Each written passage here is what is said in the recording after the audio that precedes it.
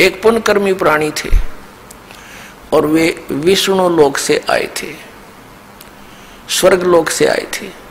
अब जो स्वर्ग में सुविधाएं हैं उनको यहाँ कहाँ, आत्मा के अंदर वो कसक रहती है। घर त्याग दिया, राज त्याग दिया और जाकर के बिहार में सटेट के गया नामक शहर के बाहर वट वृक्ष के नीचे उसने मनमुखी साधना शुरू की।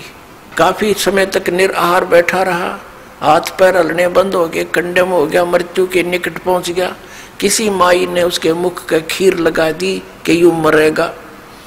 कई दिन हो गए कुछ खाया ना पिया, तो उसने धीरे धीरे वह चाटनी शुरू कर दी। पहले दिन 10-20 ग्राम, अगले दिन 50-60 ग्राम, तीसरे दिन आँख खुल गई और उठ कर चल पड़ा। और फिर उसने विधान बना दिया कि starvation could not lead to salvation, भूखा मरने से कल्याण नहीं होता। ये उसका अनुभव था। और पहले किसने कहा था तू हठ योग कर ले, वो भी तो तेरी अपनी ही सोच थी। तो इस प्रकार उसने क्योंकि पिछले पुण्यक्रम संस्कारी प्राणी ही परमात्मा की तरफ में घर भी त्याग देता है और जो भी उसको कोई मार्गदर्शन कर देता है वो साधना भी अवश्यमेव करता है। तो पिछले जन्म के पुण्यकर्मी प्राणी थे ये महात्मा बुद्ध जी, लेकिन भविष्य का चार्जर ठीक बना नहीं, पिछली बैटरी तो डाउन होएगी एक दिन। पिछले पुण्य थे उसके, उस कारण से वो खूब वक्ता भी अच्छा था, उसके वचन में भी शक्ति थी, बहुत से लोगों को प्रभावित भी कर दिया। एक विशेष शरीर पर यदि कोई विशेष बाणा वेशभूषा बना लेता है समाज से हटकर, तो आम आदमी प्रभावित हो जाता है, बड़ा महात्मा होगा।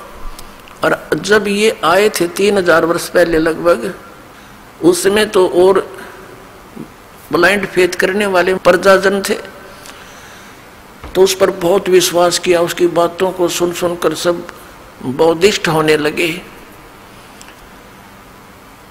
और फिर क्या हुआ कि उनके द्वारा, महात्मा बुद्ध के द्वारा बताएगी वे ऑफ वर्शिप, पूजा का मार्ग, पूजा की विधि, वो शास्त्र अनुकूल ना होने से किसी को आध्यात्मिक लाभ होया नहीं।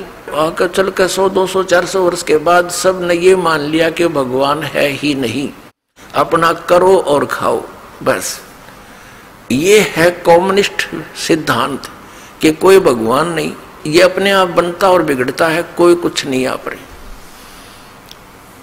जीव अपने आप ऐसे नष्ट हो जाता है, भगवान है ही नहीं। ये तो चलो उनके सोच है, बाकी यथार्थ ज्ञान इससे बहुत भिन्न है। उस समय जो